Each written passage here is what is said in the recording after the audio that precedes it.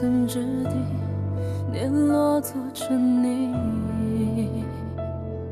冷眼照风雨，楚河我自知己，叹命运。只见众生如雨，黄沙淘尽，旧梦醒，迢迢前路尽。举壮志，算如意，步步险中影，纵使真剑气，一命破残局。举重击，冷落雨，缓缓虚实境，天地作棋，红尘的乐趣。落醉如絮，无悲凄凉，花尽雨小说里，放回知己。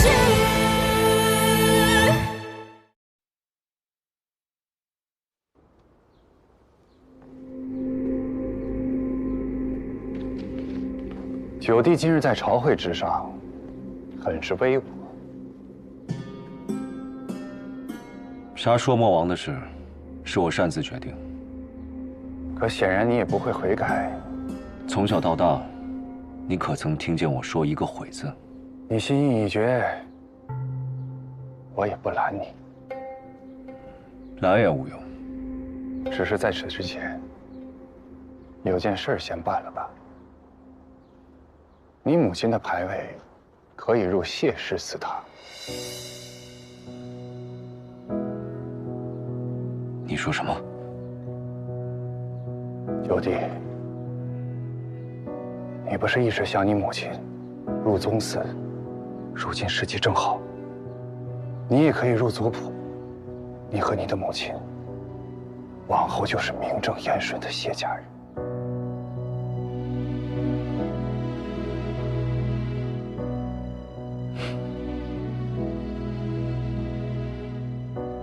不必了。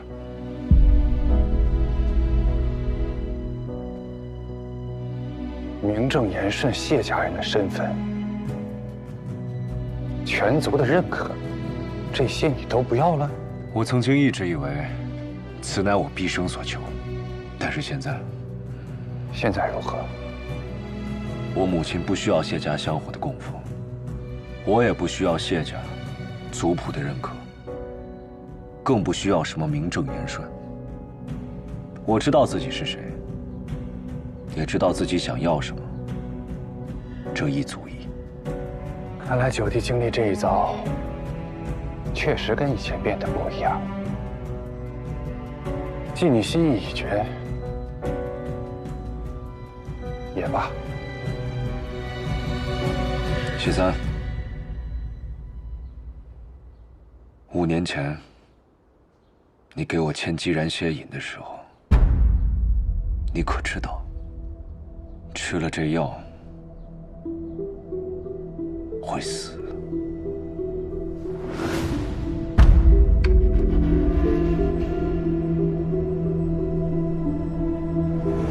这个唯有咱们谢氏嫡系才能见的秘药，有回阳救逆之功效。你把它带在身上，以备不时之需。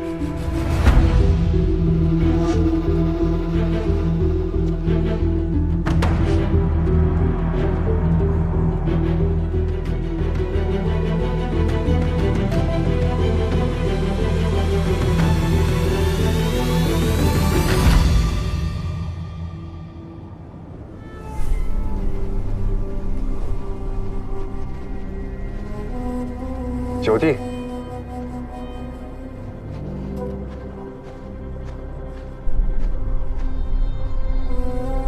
你怎么知道我在这儿？你是我的弟弟，我自然要关心你的行踪。此次前来找你，就是要接你回家。不必了，这云中郡，风里来，沙里去，靠本事活着，挺好的。公子好心护你，已经这般不识抬举，你当真以为楚灵信得过你？他若知道你是谢家人，你还能留在边郡？老头不会的，他只在乎我能不能提刀杀敌，能不能守好这云中郡。至于我姓谢还是姓傅，他不在乎。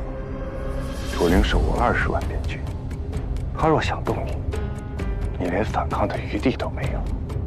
当真要动，我本就一无所有，何惧输赢？看来这就是你的选择。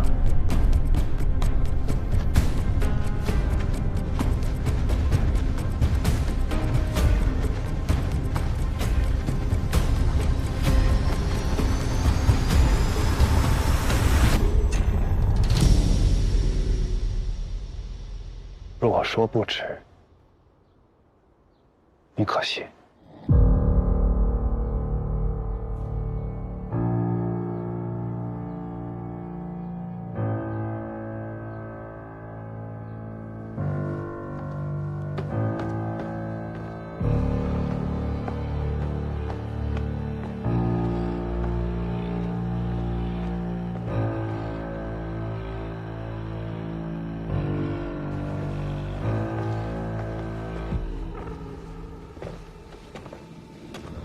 谢燕来这小子先斩后奏，怕是惹恼了谢艳芳吧？错了，谢艳芳根本不在意谢燕来是否先斩后奏，她养的狗太多了，偶尔一只叛主，也属正常。那他在意什么？谢燕来连立战功，在军中威望正盛，再这样下去，与谢艳芳的声望可谓此消彼长了。这才是谢艳芳绝不能允许的事情。看来谢家要起风了。谢三公子何许人也呀？以他的博弈之术，怎会不给自己留条后路呢？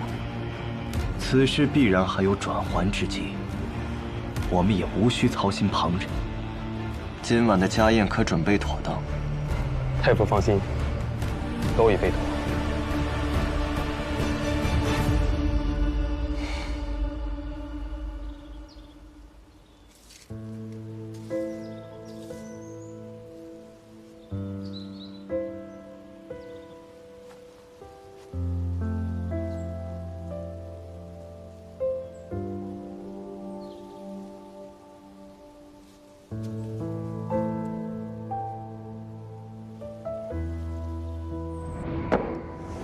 说好的100两黄金，怎么只给50啊？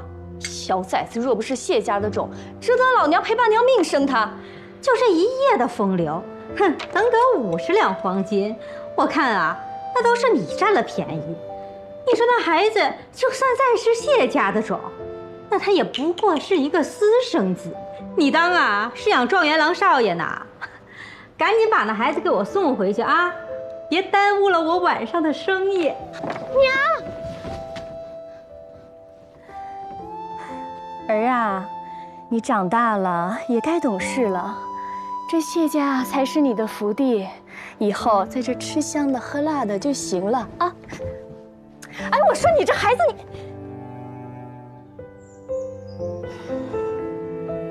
你看啊，娘不走，放手好不好？娘去买几匹料子，给你做新衣裳。娘真的不走，你看这天色不早了，一会儿不装该关门了啊！哎，乖。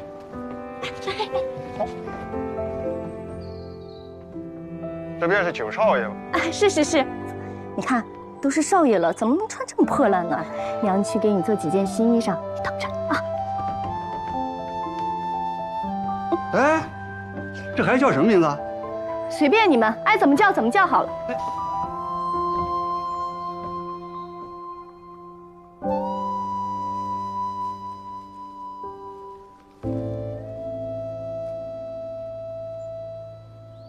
娘，好久不见。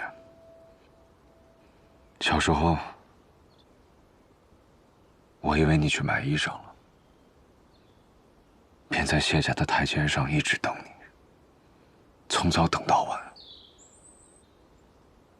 等到糖葫芦都化了，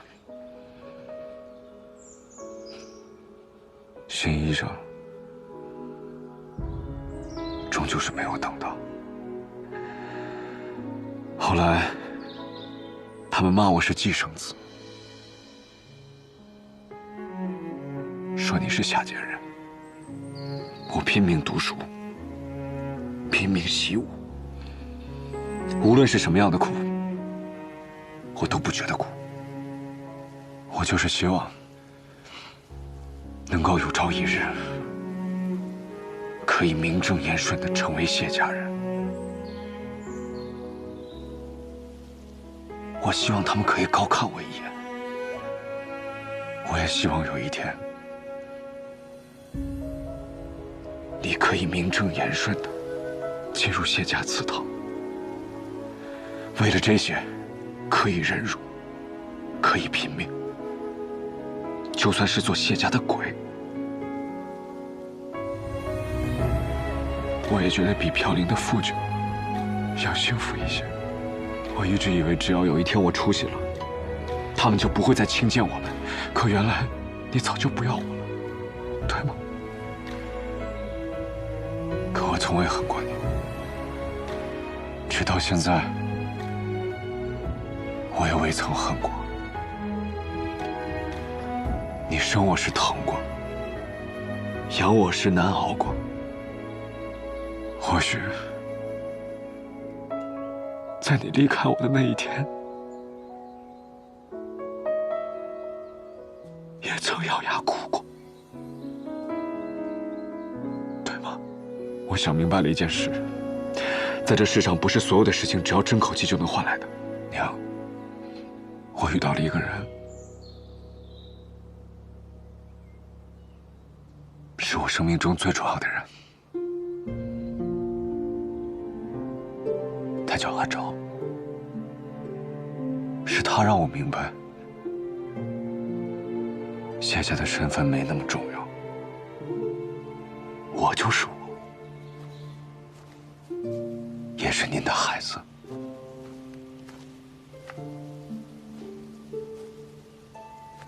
阿九，不要难过。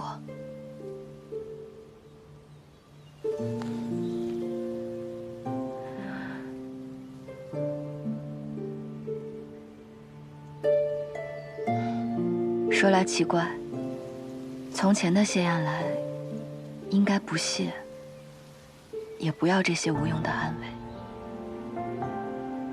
但是如今的阿九，应该很需要听到这句。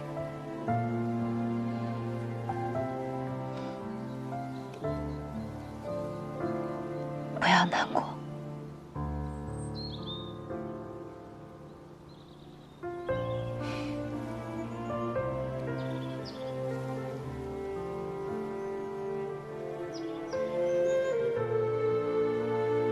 以前不要，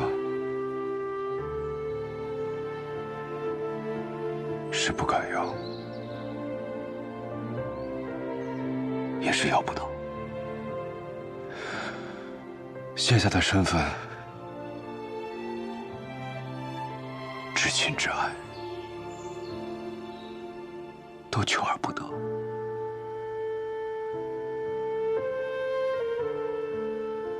所以只能假装自己不屑，这样心里的痛楚和不堪才能减少一点。但现在不必这样了。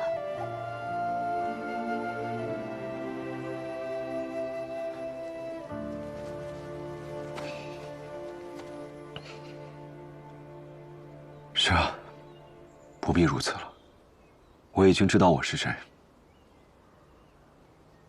无论是谢雁来，还是傅九，我就是我自己。你是我的阿九。人生在世，能有选择的自由，也是最大的快乐。你现在这样很好，可你如今处处被掣肘，若杀朔漠王，困局可解。那是我的困局。你要杀朔漠王，为何不提前与我商量？不需要商量，你定然不会让我去的。我阿爹和朔漠王缠斗数十年，你可知杀朔漠王？阿昭，我知道你担心我，但这次就让我为你做一些事吧。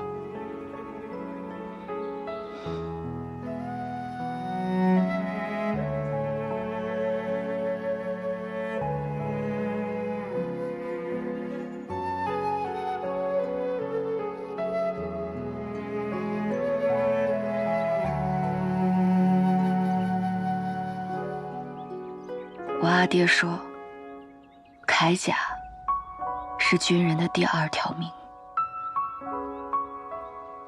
以前你从不穿甲，是因为你觉得你这条命不值得护。但是现在，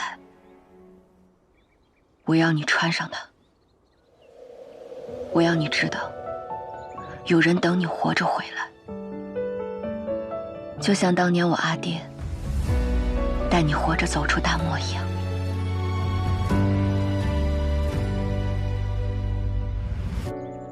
断肠苦事残烧，嫌你朝，偏要趁云霄，摘下傲骨悬你发誓对着我阿爹。风霜万里踏过，人等作孤岛，半生飘摇，只因天涯无处停靠。星火在缝隙间熬，烈焰中咆哮，把寒夜烧出破晓。我向你保证，我一定会活着回来。总是有光渺渺，我自桀骜，浮游欲渡沧海，不问今朝，不问结局，我一心我以楚将军的铠甲为证，无需路遥，流萤生于浮草，此生不死，必当归还。冲破天光一刀，让这满身伤痕成为我心的骄傲。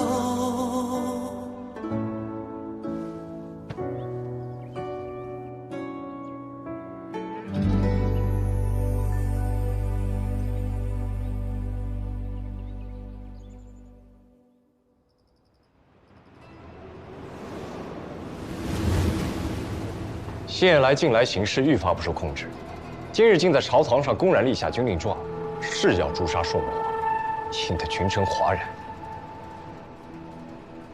它本就不是笼中鸟，如今翅膀硬，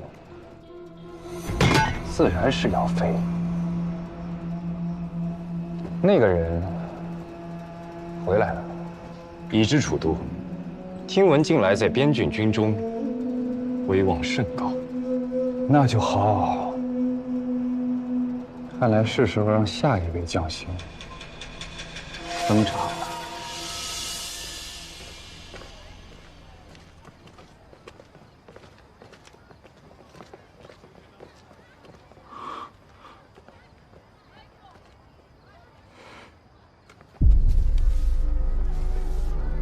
梁公子回来了！梁公子回来了！快！梁公子，你终于回来了！哎呀，什么梁公子，现在是梁将军，地下清风的游击将军呐！您是？哎呦，梁将军，我是您黄大哥呀！梁将军，您怎么不早点告诉我们一声？兄弟们要十里相迎啊！是啊，是啊，说的对，就是咱们梁府的大英雄啊！别在这站着了，咱们进府吧。上，来，请里边请。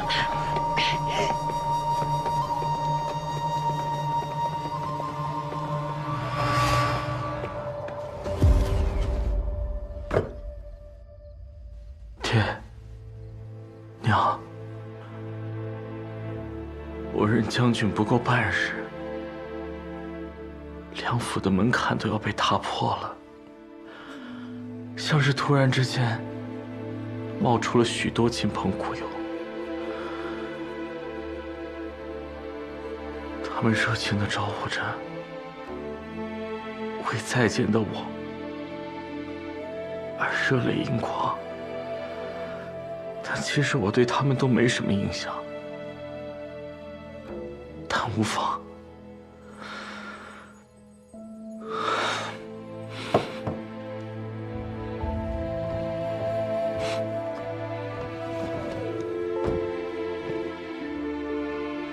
很快，全楚都都会知道，梁家将因我而光耀。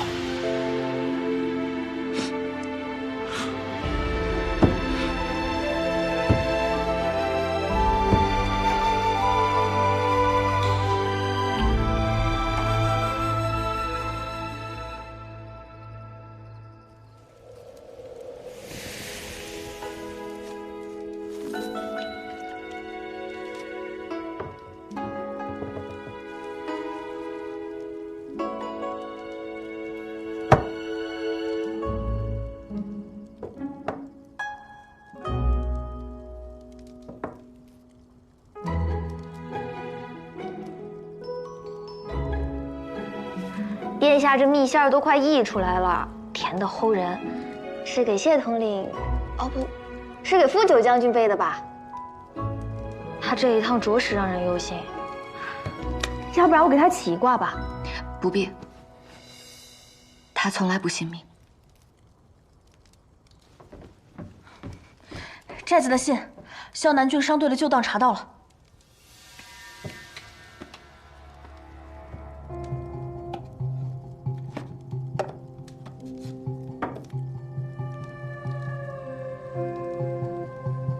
果然，魏家村大火前3月，这支商队曾接到6次。殿下怎么突然查多年前的旧案？阿九查到了，魏家村大火因火油而起，火油很可能是朔漠借萧南郡的商队运送。从这旧档来看，萧南郡商队接到6次，每次运送的货物却寥寥可数，这根本不像是一个正常做生意的商队应该有的样子。一定另有所图。图什么呢？魏家村除了几十口村民，就剩周遭这荒山野岭了，能有什么是他们要图的？看来阿九说的没错，朔漠勾结萧南郡火烧魏家村，目标其实就是苍木寨。确切地说，是我娘。揭开我娘朔漠女将的身份，就是对付我阿爹最好的武器。一旦事情暴露，边军军权必当易主。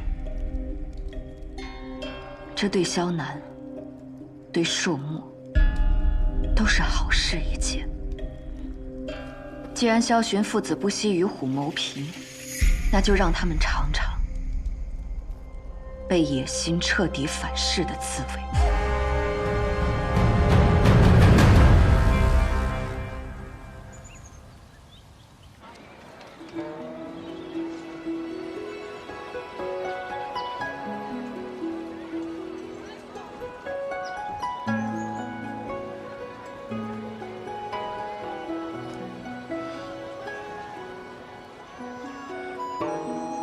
为何要约在这儿？因为阿昭有好多话想跟你说，但长公主不方便，多放了饴糖，更甜。你做的？嗯。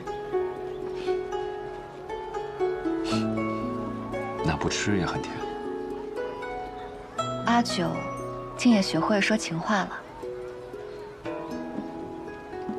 我会的，比殿下知道的更多。不许不吃，连夜做的呢。第一次见你穿铠甲，当真少年将军，英姿勃发，怪不得云中郡的女娘说你好看呢。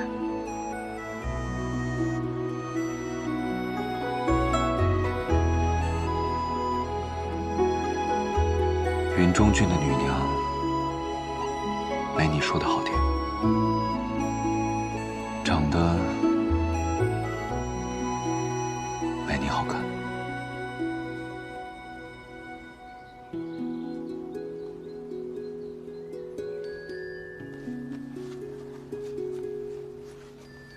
你别忘了答应过我什么。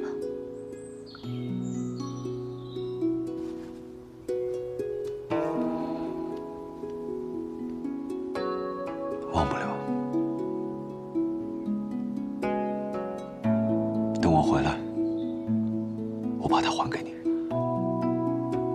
还？完璧归赵，连人带家。你若不信，口说无凭，以此为。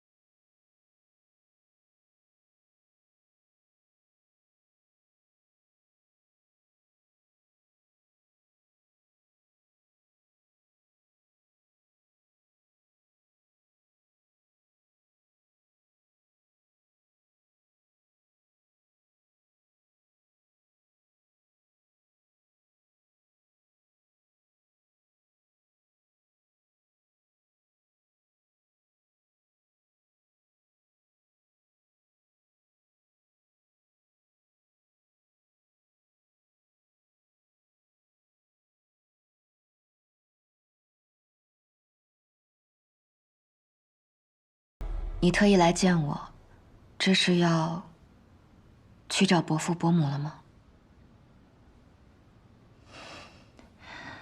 阿昭，我原本以为像你一样，在朝堂上翻云覆雨才是真正的痛快，可看透了那些明枪暗箭，我才发现，当英雄啊是痛快，但或许并不适合我。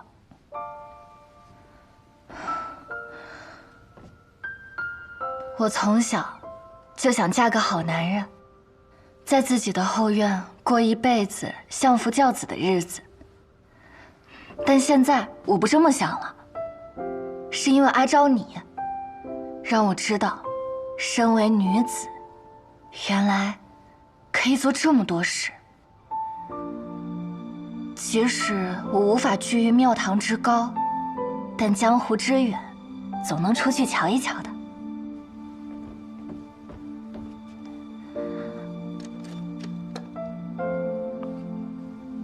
来，这几日文会，我才真正明白，原来让那些像我一样的姑娘们有机会崭露头角，比我自己出风头还让人欢喜呢。所以我就想着把文会带到别处，让更多女子知道，她们不必活在别人的期待里，她们也应该有属于自己的天地。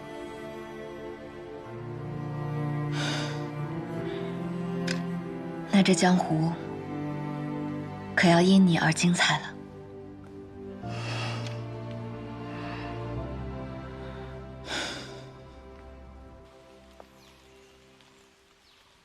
大人就这么让谢燕来走了？傻孩子，这朝中想杀谢燕来的人可太多了，根本轮不到我动手。哦，比如呢？你怎么忘了？谢家那位名动天下的君子了。大人是说谢艳芳？若是朔漠王的头那么好砍，楚灵在边军20年都做不到，他谢燕来行？假设谢燕来当真做到了呢？那就更不能留了。一条为自己马首是瞻的狗，连续2次违逆自己的主人，谢艳芳更不能留他。谢燕来在谢家已经是一枚弃子了。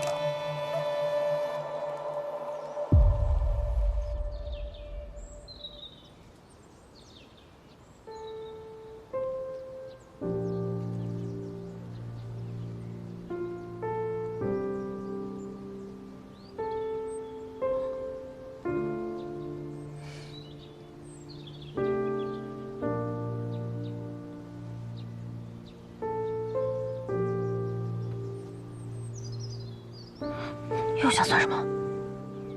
想给将军算算，哎呦，想起殿下告诉我，将军不信这个，那就别多事了。可是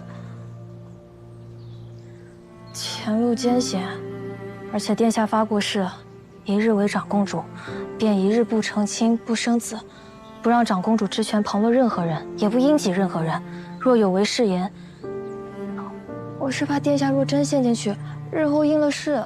那就更别算了呀。谁说殿下就不能爱了？那倒也是。俗话说，天地姻缘一线牵，情之一字，最是强求不到，却也最是避无可避啊。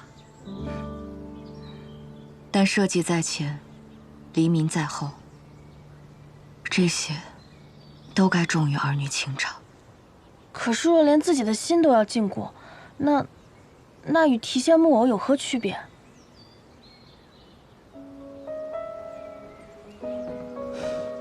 区别就是木偶身不由己，而我拥有选择的权利。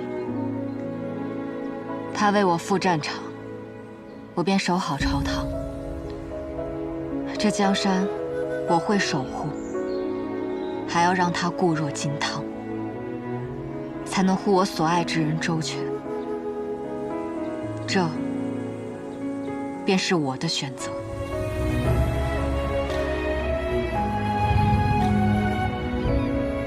自上次望城经历围困后，城中百废待兴，朝中十分重视，于是筹划开通望城商道。商道既已开，当设市舶司监，掌管商事。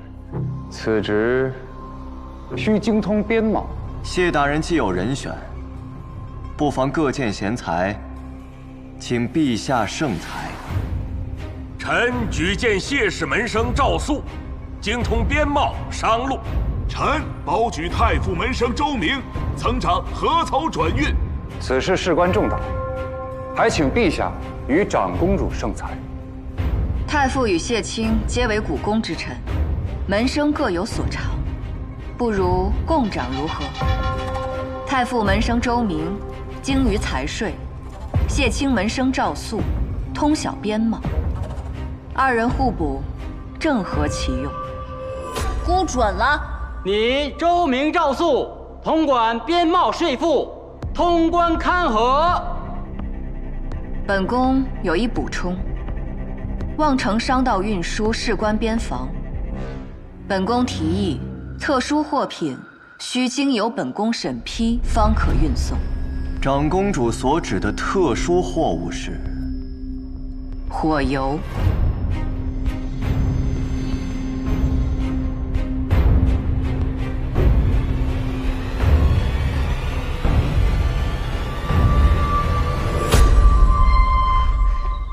世子，楚昭那边不知从哪弄来萧南郡旧年的运输账簿，今日早朝竟当庭奏请，往后火药调动，须得经由长公主批准。他又是从何处知晓此事的？我不是早就说过吗？赵部之事，不得再出任何纰漏。世子，出招那边盯我们盯得太紧，我们实在是防不胜防。他接连出招，不过是想逼我自乱阵脚。火油一事，姑且作罢。你去派人紧盯太傅府，有任何异动即刻来报。邓毅如今是我们最后一步棋了，绝不能再有任何差池。属下这就去办。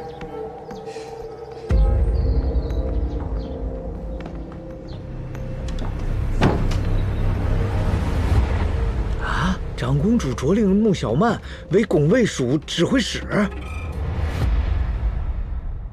殿下今日在朝堂提起火油，恐怕萧许内司就快坐不住了。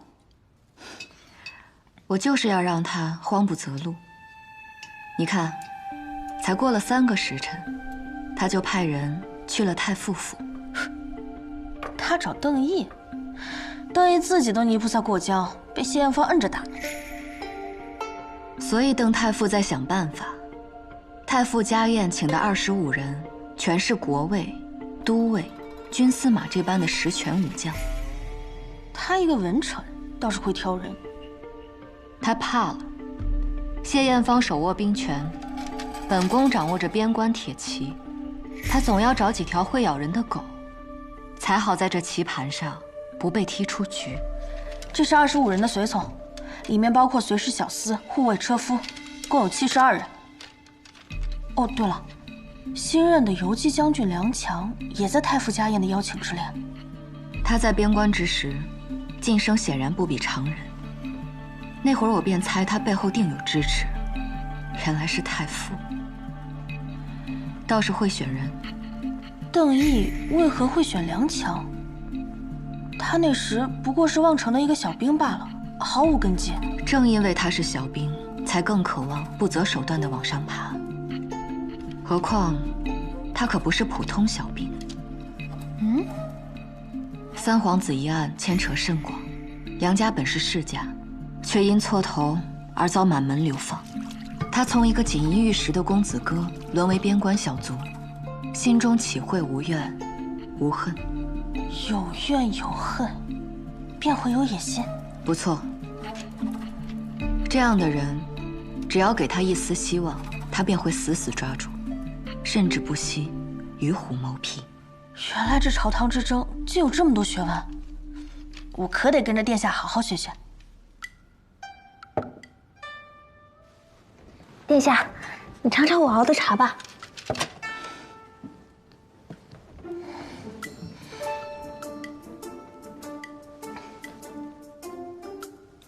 还有什么？还有太傅家中以及这25人家中的人丁关系，但因为时间仓促，不太详细。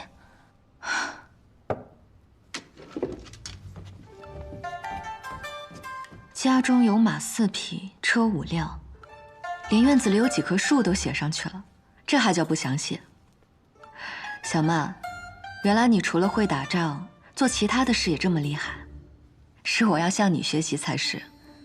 其实这也没什么，我之前在仓木寨的时候啊，动手前还要踩点，家里有多少口人，门窗在哪儿，库房、车马等等，这些都要查到的。原本以为你做不来这些，是我小瞧人了。太傅宴席上所谈窥探一多半也都写下来了，但有些机密的话，咱们还没能有机会接触。才开始做这些事情，不用急，慢慢来。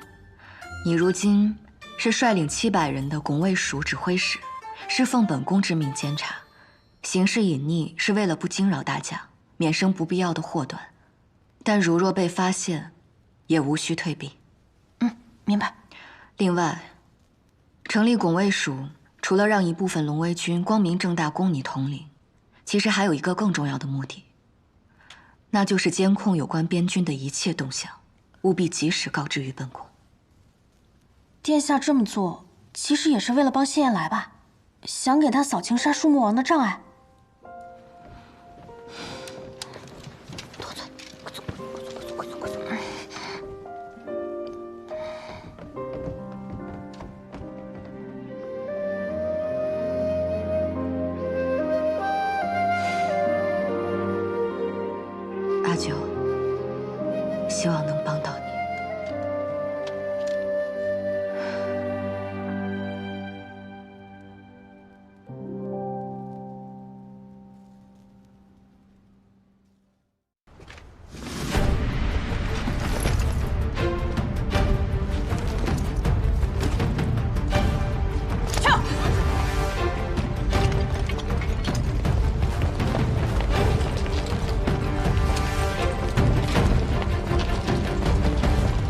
就是长公主从边郡带回来的拱卫署女统领。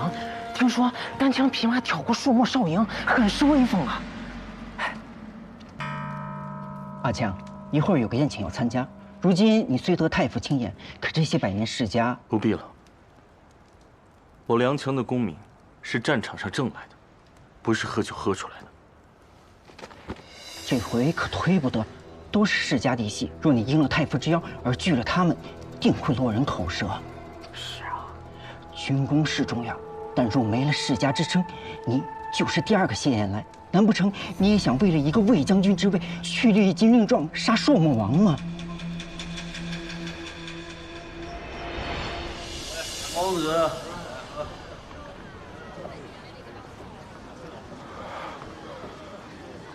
梁将军，这是一位客人敬您的酒。妾室敬酒，人不来，算什么敬酒？这酒不是我们店里的，是那位客人亲自酿的。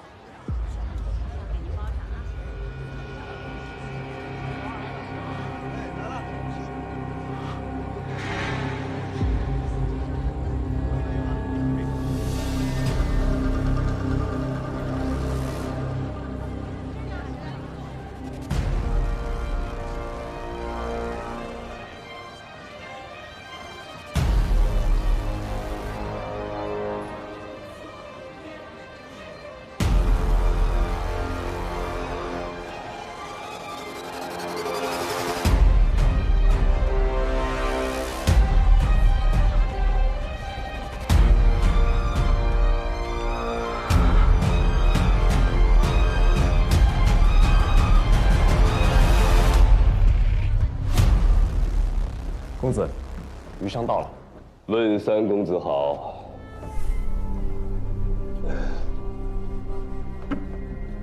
这是我家主人命我给三公子的见面礼。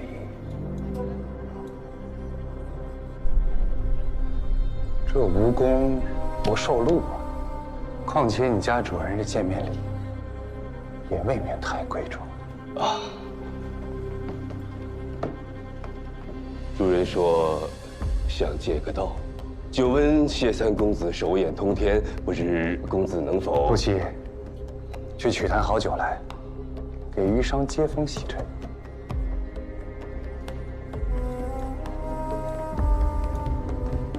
我这个人呢，什么都好，就是这个酒量不太行。说起喝酒，我家主人倒是有些酒量，若有机会，还望公子能够见识一下。请啊。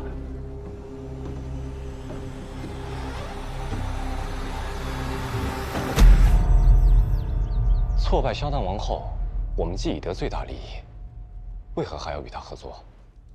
朝堂风云瞬息万变，长公主近期的一切举动，无非是想夺回朝堂上的主动。我们也有万全的应对啊。那邓毅，说到邓毅，梁强复兴家族的心思，都快写到脸上了。长公主如今成立了拱卫署，搞得楚都鸡犬不宁。众大人为了自保，反而将邓毅在朝堂上一家独大，这都是长公主不能接受的。我这病一时好不了，朝堂上的事自然交给长公主跟邓毅定夺。是。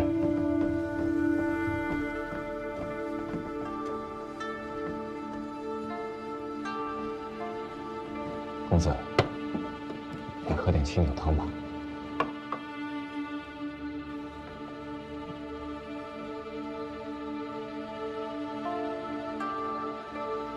九弟最近如何了？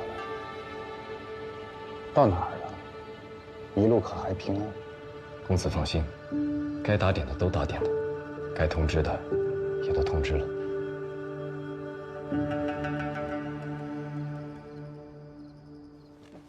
快吃吧，来，拿着路上去。将军，这糕点再金贵，也是给人吃，不是给人看的。您再这么瞧上几日，怕不是要坏了。哎，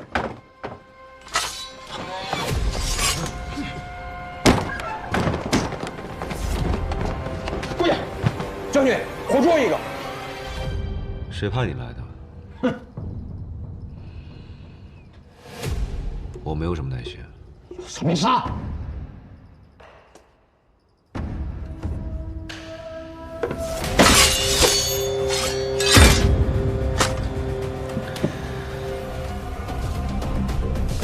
记得收拾一下。是。当年魏家村大火后，咱们的人晚到一步，在火场废墟里就找到这么多破东西，难为世子还留了这么多年。上次谢延来在船上，一提到魏家村，便慌了心神，可见这就是他的软肋。若我们真的能够找到那个叫做阿响的孩子，说不定就可以拿捏住这位新上任的魏将军。属下愚钝，只是这谢延来真的会在意这种威胁吗？他会的，毕竟现在的谢延来比之前更像个人了。人就会被一些心软的东西绑住手脚。谢大人奉诏求见。让他进来吧。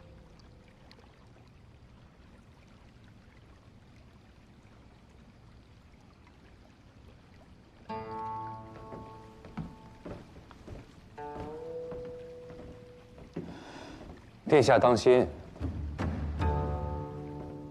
可别站错了朱砂。三公子病好些了，坐。老毛病了，换季的时候总要闹上几日。不过近日朝堂风波不断，臣却缠绵病榻，不能助长公主一二，特来请奏。三公子何罪之有？臣不助殿下，实则是为殿下着想。殿下若靠谢氏压制邓毅，那在群臣眼中，仍然是依附他人的傀儡。那之前靠自己得来的所有功绩，先帝托付，大战朔漠，勇退萧南王，这些将都不属于你。可若殿下独自收复朝臣，那么便能成为无人质疑的听政论政的长公主，便能成为除太傅和我谢氏之外，朝堂之上真正的第三方势力。三公子当真乐见其成？我一直相信，殿下得到的一切，都是你应得的。那若是我败了呢？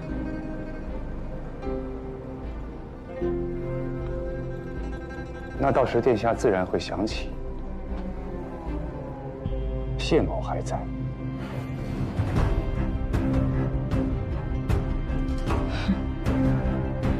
话说完，便告辞了，省得将病期过给殿下。三公子安心养病，本宫定不会让你失望的。我从来都相信殿下。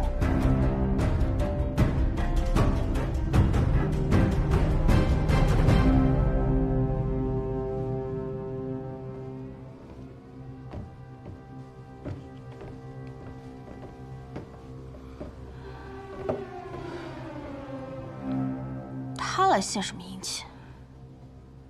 他不过是觉得，鹬蚌相争的戏码该结束了。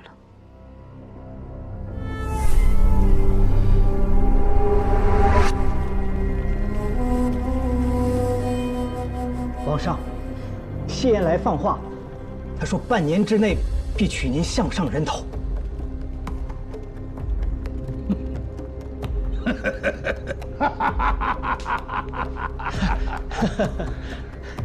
谢家小儿倒是狂妄。既如此，我倒要看看，是他先取我项上头颅，还是我先取他的血，继我朔漠大军的王旗。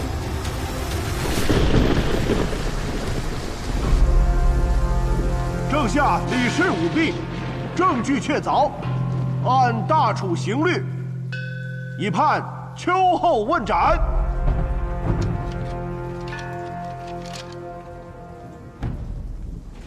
这个郑夏，怎么就判了死刑了？什么？我说，郑夏怎么就判了死刑了？之前本宫询问案件进展，不是说秋后重审吗？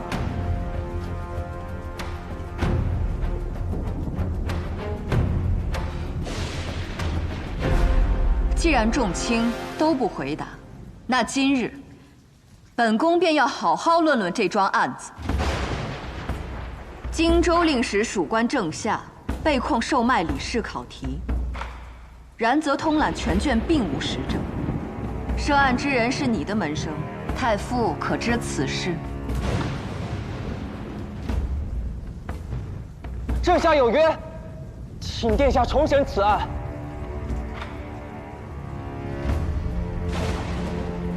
本宫知道你御史朱勇，你说郑夏有冤，冤在何处？仔细道来。郑夏亲手贴的封条，与令史大人在考场上拆开的，根本不是同一个。这案卷写得清楚，字迹确认无误。郑夏本是左利手，因世俗忌讳，才苦练右手字迹。案发当日，他特意用了左手写封条，虽形似，但笔锋走势不同。那为何不自证？郑夏被捕后，衙役就打断了他的左手，从此再不能写字，无法自证。看来此案确实蹊跷，需重审。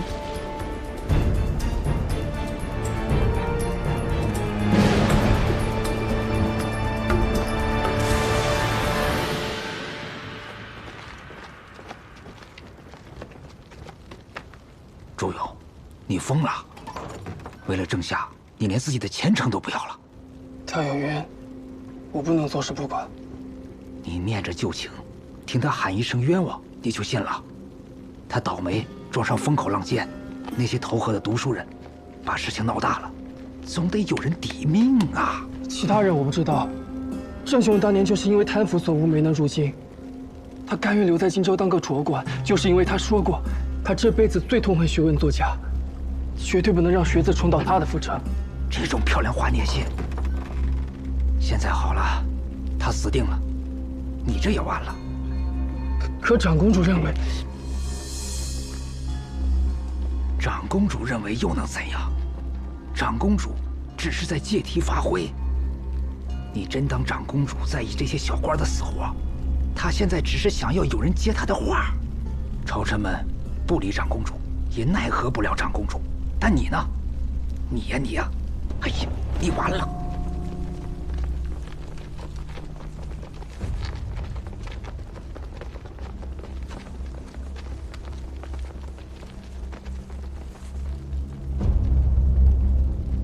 带走，用刑。是，大人，大人，小人冤枉啊！小人冤枉啊！大人，大人，小人冤枉啊！耿卫署奉长公主之命，提审荆州令史属官郑夏。大人，此案由廷尉来审，就算是提人，也需要很多手续的。廷尉府的那些手续我不懂，也不需要懂。我奉的是长公主之命，办的是长公主交代的差事。提人。是。嘿嘿，监狱啊！你们改，看有没有王法了。哎呀！耿卫署奉长公主之令办差，阻拦者以谋逆论处，格杀勿论。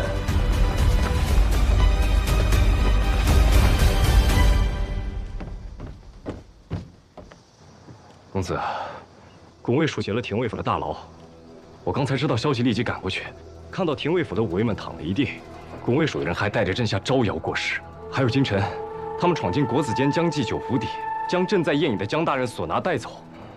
江氏3代始祖，先帝见了都得礼让3分，这群莽夫简直要无法无天了。劫得好，公子你还夸他们？他们劫了人又能怎么样呢？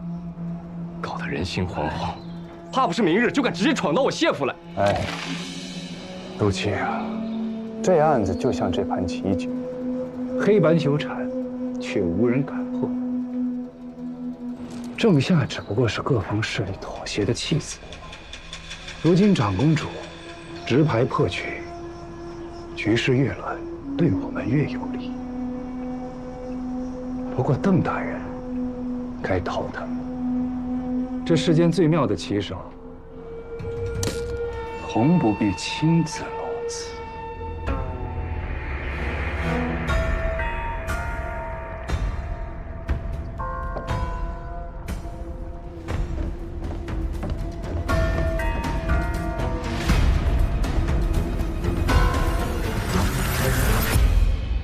太傅今日怎么有空到我这儿来？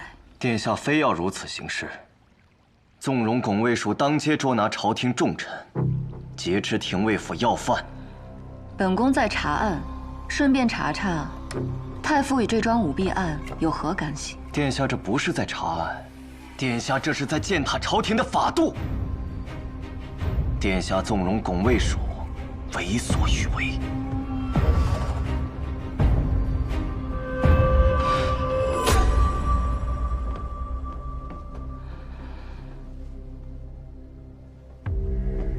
你说本宫无视法度，是你们对正夏案中的疑点视而不见，是你们对刑讯逼供的恶行充耳不闻，更是你们对冤屈者的血泪置若罔闻。太傅想让朝臣们当本公主不存在，好，那本公主就用这个案子，让所有人都看清楚，看清楚你们是如何践踏法度，看清楚本宫这个长公主到底有没有权利过问朝政？今日这个案子，本宫查定了，不仅要查，还要查个水落石出。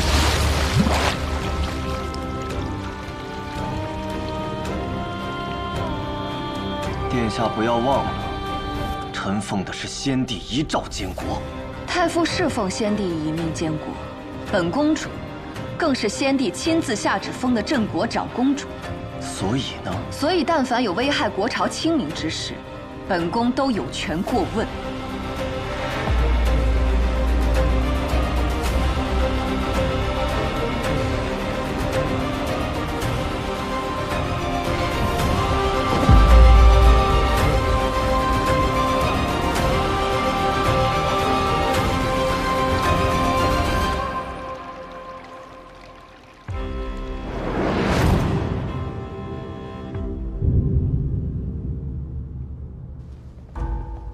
荆州太守上奏：近日荆州城卫与拱卫署多次发生冲突，伤10余人。朝廷自会派人赴荆州安抚民心，拨乱反正便是。所谓拨乱反正，明显太傅这边是正，长公主是乱。拱卫署指挥使穆小曼求见陛下。拱卫署指挥使并非生朝官，岂能擅入大殿？还不速速退下！传穆小曼觐见。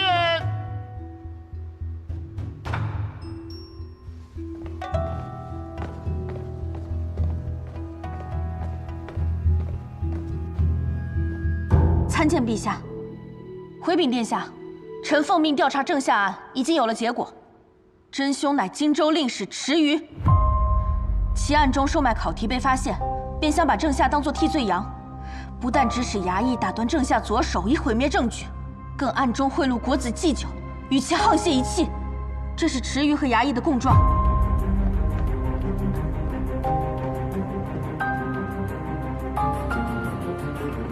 如今案犯皆已押进楚都，等候发落。起来吧。诸位大人都听到了，也看到了，此案本不复杂，复杂的是人心。荆州士族子弟可以随意买卖考题，令史官可以肆意栽赃嫁祸，国子祭酒可以坐收贿赂，而一个寒门出身的清官，在他们眼里不过是可以随意碾死的蝼蚁。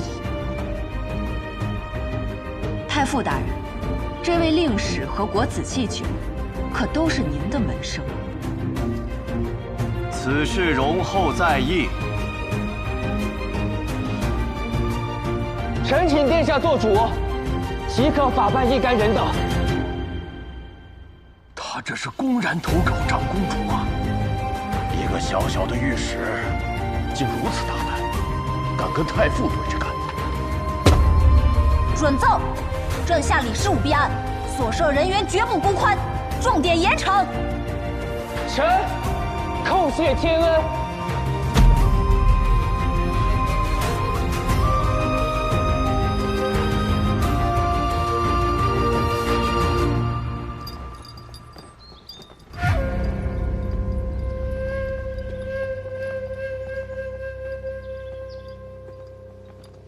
殿下这步棋下的妙啊！正下案一翻，荆州3成的官员都要换血。太傅说错了，不是本宫的棋下的妙，是池鱼他们自己把路走绝了。殿下可知道，您今日斩断的可不仅是几个贪官，更是世家们100年以来心照不宣的规矩。规矩？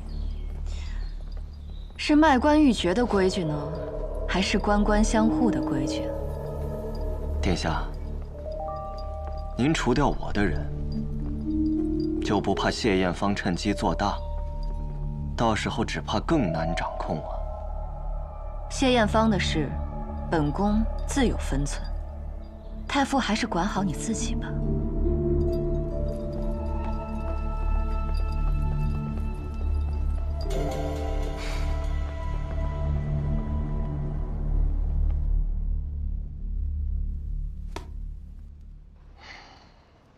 公子，朝中的2位斗得眼睛都快红了，您倒是在这做起情欲野鹤来了。提什么？这不才刚开始。陛下亲赐的小御史去了荆州，这一趟一定能查出个子丑寅卯。邓毅那边会不会有什么动作？咱们真的不插手吗？太傅若真的聪明，就应该知道这些都是弃子，在死局上纠缠，图耗力气。公子的意思是？还记得前些日子派去边军的监军吗？等着吧，好戏还在后头。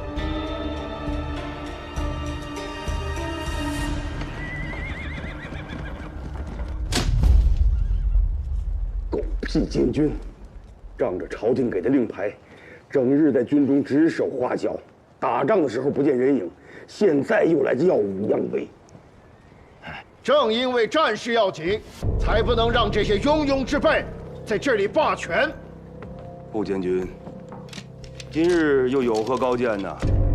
长平官军司马竟敢把虚实3客误记为虚实正客，这般草率，何堪大用？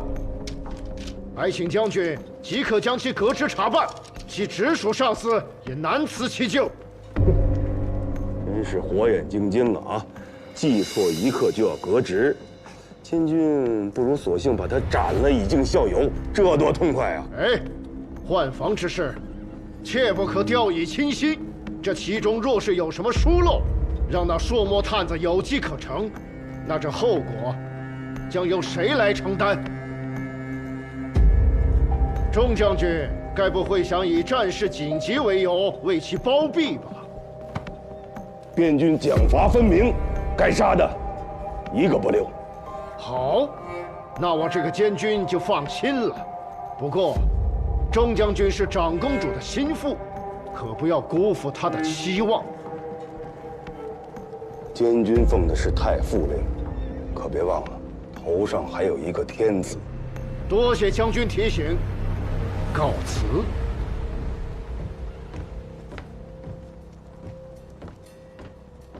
狗仗人势的东西，仗着有太傅撑腰，在军营里一天到晚指手画脚。住嘴吧！要不是自己人出了纰漏，哪轮得到他嚣张啊？将军，长平关怎么办？这么要紧的地方，一时半会儿的，该派谁去啊？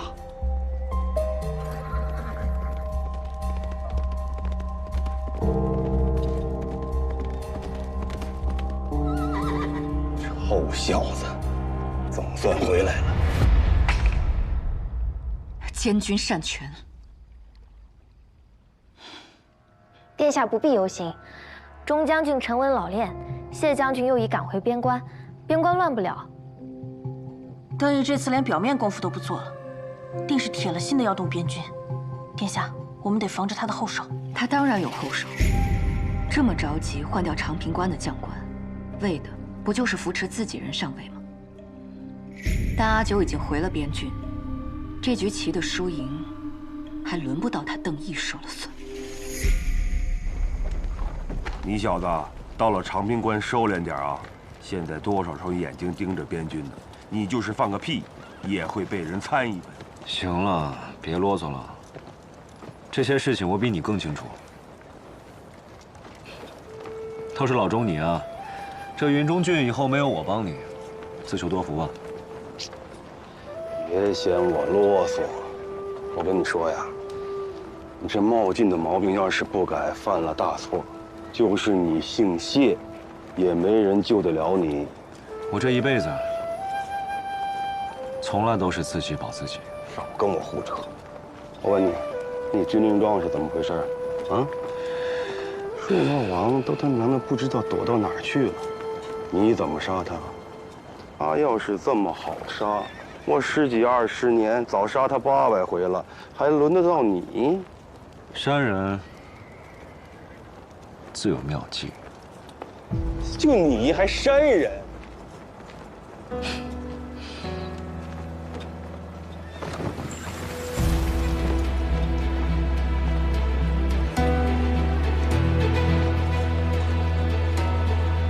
撤！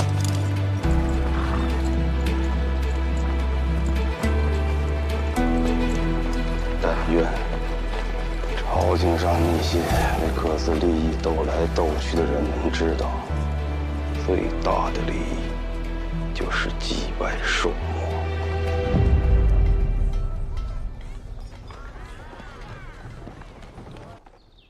阿昭，我如今正在荆州，离了楚都之后，方才知道你在民间的声望甚极，荆州这里的女子们也都很熟悉你的事，所以我在这里又办了一次女子文会，足足比试了半个月。现在我正和大家将文会集结成册，过几日便送来给你看。你记得提墨宝，我定能卖出天价来。你派到荆州来的那位朱大人，我见到了，这段时日也一直留意着。他天天挨家挨户拜访这边的读书人，鼓动他们趁此举扬名，求功名，要借着这件事清查荆州官场，把那些贪腐的庸庸官员除掉，然后从他们中挑选充任。他说的这些话有理有情有义，还有利。荆州的读书人顿时就被点燃了。荆州当地官员原本还琢磨着怎么冷落朱勇，结果他到了荆州，连官衙都不进，便自有读书人为他劈山斩海。这个朱勇看着文弱迂腐，行事竟能如此不拘手段，倒是个可用之才。小乐云，听说你有急事要跟我说。阿昭，你还有心情在这荡秋千？啊，不对，我忘说了，见过长公主。别来这套虚礼，怎么又听到什么新鲜事了？我跟你说，现在满楚都都在拿拱卫署吓唬小孩子，说什么再不听话就要被拱卫署抓走了。街头巷尾人人都这样唬孩子，那拱卫署就算什么都不做，也变成了能指小儿啼的恶人。我知道，现在到处都在指责污蔑拱卫署，目的其实是为了污蔑我。我还知道这些流言都是从哪里来的，也都记录在册。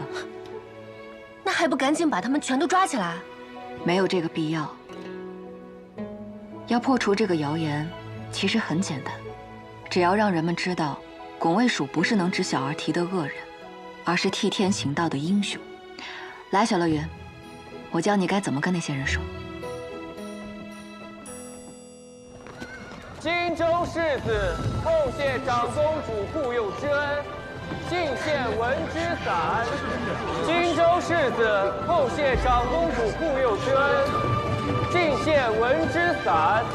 你们看，那伞上的一块额布上好像都写着一个人的名字。是呢，这是荆州所有的读书人从自己衣袍上撕下一块缝制成的伞，是为了感谢长公主殿下。不是说荆州被拱卫署闹得鸡血不宁啊，这怎么还感谢了？正因为长公主强令彻查，才揭开了这桩惊天冤案。若不是殿下出手，好人早已枉死，恶人依旧逍遥。高官们相互勾结，官官相护，只有长公主才能对付他们。可这不合规矩啊！拱卫署本无权查案，却又如此越权行事，那与那些贪官何异呀？以恶制恶，那都是恶。哎，我不懂什么规矩不规矩，我只知道替百姓伸冤，那就是青天大老爷。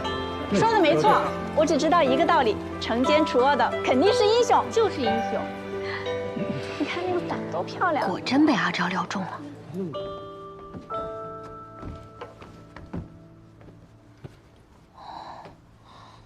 这得有多少人啊？有绸缎，有粗布，说明这些人有穷有富。不仅名字，每个人都还在上面写了一句先生点言。阿远，你看这句：“强本而节用，则天不能平。”出自何处？作何解？姐姐，他们送伞来，又不是为了考教我功课的。小曼，朱勇这人给你做副手如何？那小子，看着文弱，骨头倒是硬得很，合我胃口。你终是要去边关领兵的，拱卫署日后要成为监察百官的利器，还是朱勇这样刚柔并济的人更合适？殿下说怎样就怎样，我小曼这辈子啊，就跟定您了。行行行，那咱们小曼先混个指挥使，再混个大将军。姐姐，明日朝会把这伞抬去，让官员们看看荆州学子对你的敬重，看谁还敢说三道四。阿宇，他们那些人不会因为看了这把伞而有所改变，而且这把伞本来也不是做给他们看的，是做给天下百姓看的。今日府上如何？这拱卫府又是去抓哪个大官呢？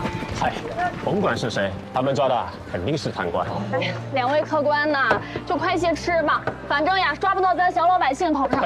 是，姑娘说的是，说的对呀。长公主当场就命宫卫署去把少府寺围起来，账册很快就看出问题。湖州下汛的拨款从上到下被层层盘剥，本能一次就修好的水渠堤坝也年年翻修。杜甫成不仅在朝堂上将这账册捅了出来，还主动把与人私密的信件也交了出来。如今人证物证俱在，太傅也无话可说。而且少府寺肯定是要拔出萝卜逮出泥。但杜甫成自己也入狱了，他是图什么？疯了吗？他不是疯了，而是要拼的。还记得有一年太傅家宴上，有2个人因为儿女亲事吵了起来，其中一个就是少府寺长史田林，另一个就是杜甫成。之所以吵起来，是因为2家1年前议过一门亲事，便是田林的长子与杜甫成的独女。只可惜田家的长子不成器，杜甫成没看上，由此便惹恼了田家。年初之时，杜小姐外出遇到了马经，摔断了腿，自此便成了瘸子。是田家干的吗？杜小姐外出之时，确实遇到了田公子，但是不是田公子干的，就没有证据了。田林虽官职比杜甫成低，但却与太傅走得更近。杜甫成就算告到太傅那儿也没用，田林给太傅的钱，可比杜甫成多得多了。太傅这个人，行事格外公正，虽然罢了田林的官，但也难解杜甫成心头之恨。经过这几番的较量，邓毅手下门生折损过半，朝堂之上的格局已然是天翻地覆。但是田家和杜家的这些私事，长公主又是怎么知道的呢？他如今手中有拱卫署，从今以后，我能知道的事，他想知道也定能知道。他这一手玩得漂亮啊！他闹了这么一出，是觉得这样就能在朝堂上做主了吗？得了民间的赞誉又怎样？百姓又不能上朝堂议政。有了民意做基础，又打压了邓毅的势力，他终于有跟我对弈的资格了。咱们也是时候让长公主知道，这朝堂之上，不止他一个起身。公子的风寒养了这些时日，也该痊愈了。九弟如何了？已至云中郡，正赶往长平关。咱们谢家最能咬人的狼，能不能咬死朔魔王，可就说不准了。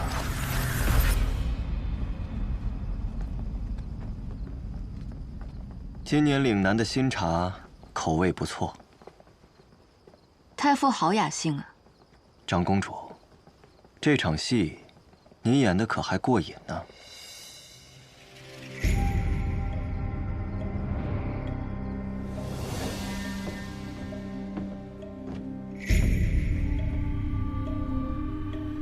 太傅好雅兴呀！朝堂上装的道貌岸然，背地里却纵容门生贪腐舞弊，真是一出好戏。彼此，您救郑夏，不也是为了收买人心吗？萧南之围后，谢艳芳掌控了半数禁军，连陛下都对她深信不疑。太傅门生再多，但要撼动谢家，怕是也有些难度吧。长公主深夜前来，就为了说这个。谢艳芳若得势，第一个要除掉的，就是你这位监国太傅。但与本宫合作，至少还能挣扎求生。那你想让我做什么呢？很简单，在朝堂上扮演一位想置我于死地的对手。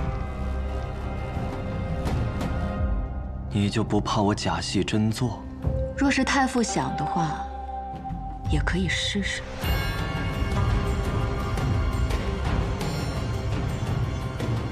当然，本宫也会不遗余力的还手，务必让谢艳芳看不出破绽。臣最近在研究沉香，长公主可知这沉香的最妙之处？看似温润，实则入火则烈，就如同这场戏一样，既要演得逼真，也要留3分余地。太傅是聪明人，知道该怎么选。太傅这场戏演得极好，确实好。本官实打实地折进去了自己的重要门生。太傅的付出会有好结果的。何时？太傅还是早些歇息吧。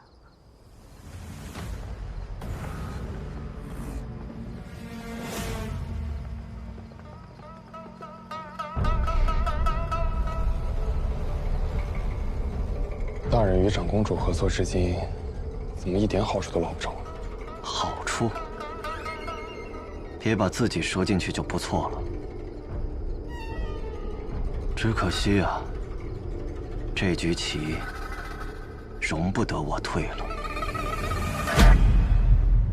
殿下，荆州舞弊案一干人犯已全部缉拿归案，按律严办，不必留情。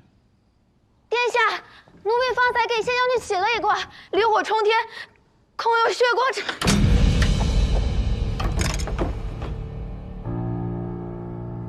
本宫不是说过，不许为他起卦吗？我就是一时技痒。当本宫的禁令是儿戏吗？孩童上至病臣，你殿下别担心，离火卦象也可能是大劫之兆。木生火势，谢将军用兵如神，定能逢凶化吉。殿下别生气，奴婢再也不给谢将军起卦了，真的，我保证。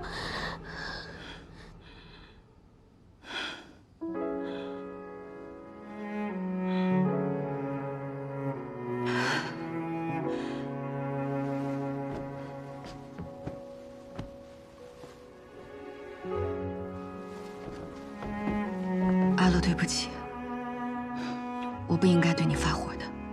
奴婢知道殿下也是关心则乱，是我不好。眼下形势未明，我实在是怕。殿下别害怕，方才那卦问是瞎起的，肯定不准。谢将军一定会平安回来的，我们殿下还等着他呢。你们都下去吧。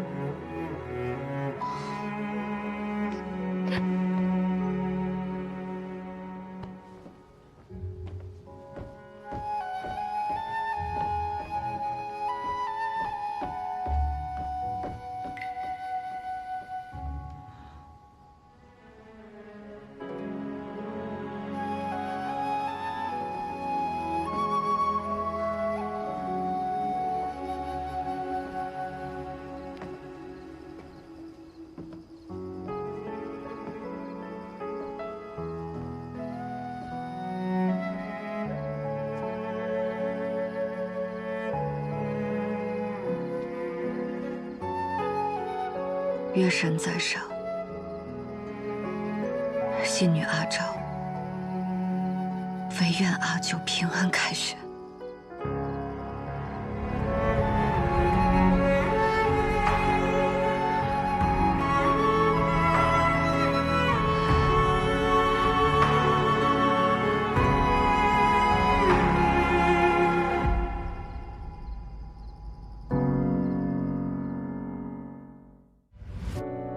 断肠苦事残烧，衔泥沼，平遥生云霄，摘下傲骨血肉成鞘。星火在风起煎熬，烈焰中咆哮，把寒夜烧出破晓。命运困我于囚牢，也不想深愿低头求饶。总是有功渺渺，我自桀骜，浮游欲渡沧海，不问今朝，不问结局，我已信我道。无需路遥，流萤生于浮草，也要燃烧，指尖冲破天光一道，让这满身伤痕成为我心的骄傲。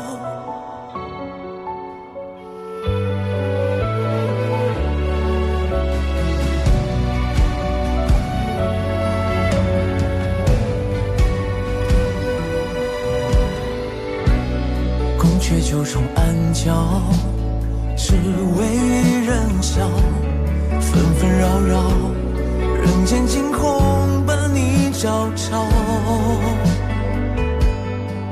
星火在风息煎熬，烈焰中咆哮，把寒夜烧出破晓。命运困我于囚牢，也不想深渊低头求饶。总是有光渺渺，我自桀骜，浮游欲渡沧海，不问今朝，不问结局，我已信我道。无需路遥，流萤生于浮草，也要燃烧，指尖冲破天光一道，让这满身伤痕成